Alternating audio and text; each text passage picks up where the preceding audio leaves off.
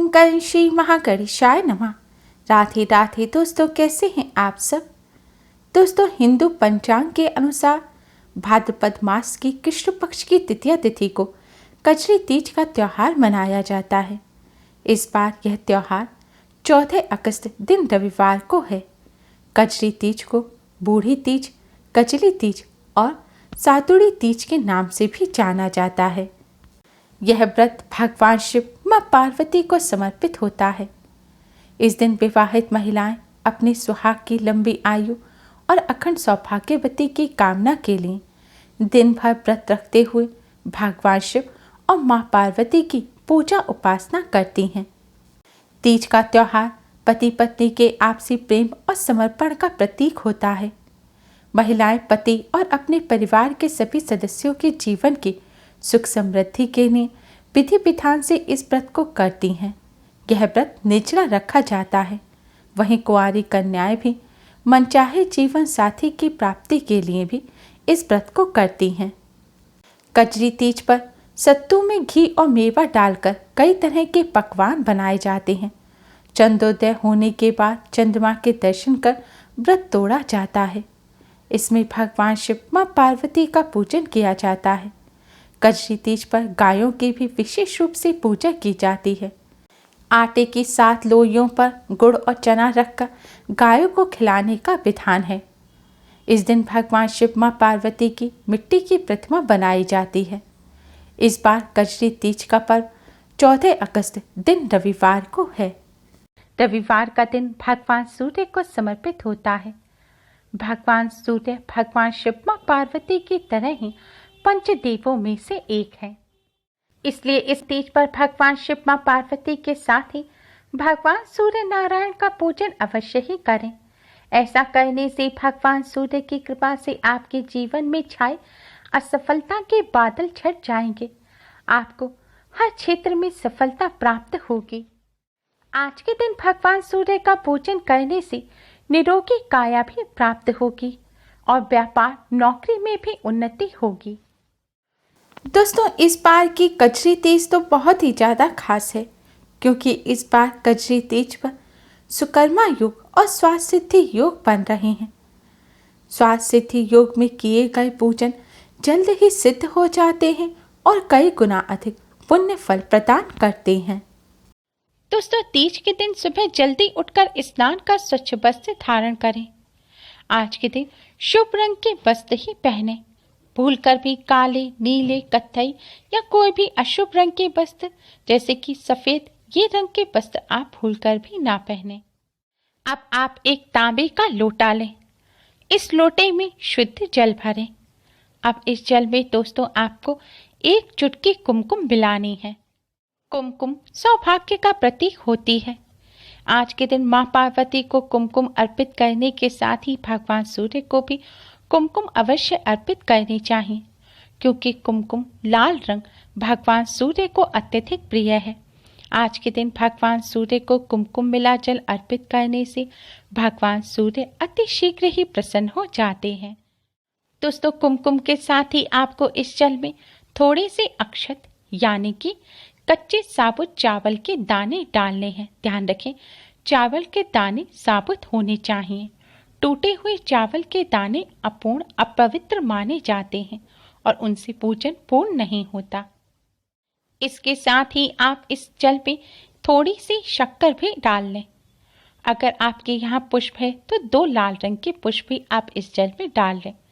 अब इस जल से आप भगवान सूर्य को अर्घ्य दें।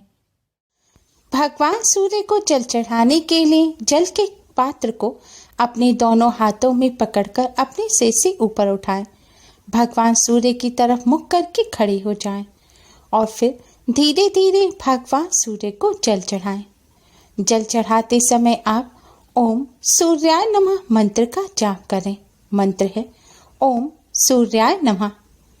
जल आपको इस प्रकार चढ़ाना है कि थोड़ा सा जल चढ़ाएं, फिर आप 1-2 सेकंड के लिए रुकें, फिर जल चढ़ाएं। इस तरह से आपको तीसरी बार में पूरा जल भगवान सूर्य को अर्पित करना है। जल चढ़ाने के पश्चात अपने ही स्थान पर खड़े होकर 7 बार क्लॉकवाइज घूमकर भगवान सूर्य की परिक्रमा करें। सूर्यदेव की परिक्रमा करते समय भी आपको इसी मंत्र का जाप करते रहना है। अब आप भगवान सूर्य को प्रणाम करें। आपके कार्यों में जो भी समस्या आ रही है उसे दूर करने की भगवान सूर्य से प्रार्थना करें।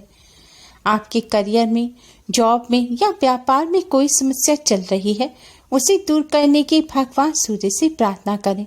सुख, समृद्धि और सौभाग्य में वृद्धि करने की प्रार्थना करें। दोस्तों, आज के दिन इस तरह भगवान सूर्य का पूजन करने से भगवान सूर्य की कृपा से सौभाग्य में वृद्धि होती है, व्यापार में उन्नति होती है, करियर, रोजगार से जुड़ी जो समस्या होती है वह भी जल्द ही दूर हो जाती है। भगवान सूर्य का पूजन करने के पश्चात अब आप भगवान शिव मां पार्वती का पूजन करें। पूजन करने से पहले व्रत रखने का संकल्प लें। संकल्प लेने के लिए अपने दाहिने हाथ में थोड़ा सा शुद्ध जल लें और भगवान जी के सामने उस जल को जमीन पर छोड़ते हुए व्रत रखने का संकल्प करें। वैसे तो स्थानीय मान्यता के अनुसार तीज के व्रत में कहीं कहीं फलाहार करने का भी रिवाज है, लेकिन धार्मिक मान्यता के अनुसार तीज का व्रत निर्जला रखना चाहिए। इसलिए ध्यान रखें, अगर आप तीज का व्रत रख रहे हैं तो व्रत में अन्न, जल, फल इत्यादि कुछ भी ग्रहण ना करें। जब व्रत का पारण करें तभी आपको जल ग्रहण करना है। तीज व्रत में हरे रंग का विशेष महत्व होता है। हरा रंग अखंड सौभाग्य का प्रतीक माना जाता है। साथ ही भगवान शिव, माता पार्वती को भी ये बेहद प्रिय है। ऐसे में महिलाओं को आज के दिन हरे रंग के वस्त्र पहनकर भगवान शिव मां पार्वती का पूजन करना चाहिए। आज के दिन मेहंदी अवश्य ही लगानी चाहिए, क्योंकि मेहंदी लगाकर भगवान शिव मां पार्वती का पूजन करने से सौभाग्य में वृद्धि होती है और मां पार्वती की असीम कृपा प्राप्त होती है।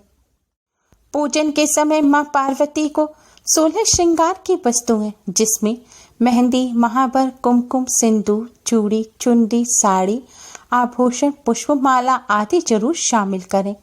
यह सभी वस्तुएं आप मां पार्वती को अवश्य ही अर्पित करें। हो सके तो पूजन के पश्चात यह वस्तुएं आप किसी सुहागन ब्राह्मणी को या आपकी सास या नंद सुहागन है तो आप उनको भी दे सकते हैं। ऐसा करने से पति पत्नी में प्रेम बढ़ता है। मां पार्वती की कृपा से अखंड सौभाग्य का भी वरदान प्राप्त होता है। तीज का व्रत महिलाएं अपने पति और परिवार की सुख समृद्धि के लिए रखती हैं। इसलिए कोशिश करें कि इस व्रत के दौरान आप भूलकर भी पति से या फिर अपने परिवार में किसी से भी वाद विवाद ना करें। अगर आपको कोई स्वास्थ्य संबंधी समस्या है या गर्भावस्था के कारण आप तीज का व्रत नहीं रख पा रही हैं, तो पुराणों में इसके कुछ उपाय बताए गए हैं।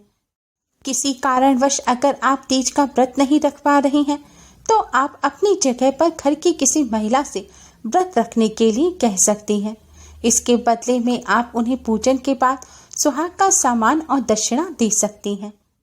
या आप तीज का पूजन कर भगवान शिव मां पार्वती से प्रार्थना करें और क्षमा मांगें और आपकी जो भी समस्या है वह भगवान जी से कहें और अगले वर्ष व्रत रखने की प्रार्थना करें।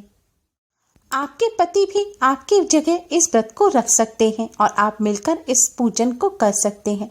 ऐसा करने से भी आपको व्रत का पूर्ण फल प्राप्त होगा। अगले साल आप इस व्रत को रखें और श्रद्धा के साथ माता पार्वती और भगवान शिव की उपासना करें और उनसे क्षमा भी मांगें। जो महिलाएं कुछ कारणवश तीज की पूजा में शामिल नहीं हो सकती, वे तीज व्रत कथा को पढ़ या फिर सुन सकती हैं। इससे भी आपको माता पार्वती का आशीष प्राप्त होगा। माता पार्वती आपके कष्टों को दूर करके उत्तम स्वास्थ्य और अखंड सौभाग्य प्रदान करेंगी। व्रत रखने वाली महिलाओं को इस दिन में भूलकर भी नहीं सोना चाहिए। ऐसा करने से व्रत अपूर्ण माना जाता है। आप अधिक से अधिक भगवान शिव, मां गौरी का ध्यान करें और मन ही मन उनका पूजन करती रहें। मान्यता के अनुसार जो महिलाएं तीज का व्रत रखकर महादेव और मां पार्वती का पूजन करती हैं, उन्हें अखंड सौभाग्य का आशीर्वाद प्राप्त होता है। वहीं अगर कुंवारी लड़कियां इस व्रत को रखती हैं तो उन्हें महादेव की कृपा से मनचाहा जीवन साथी प्राप्त होता है।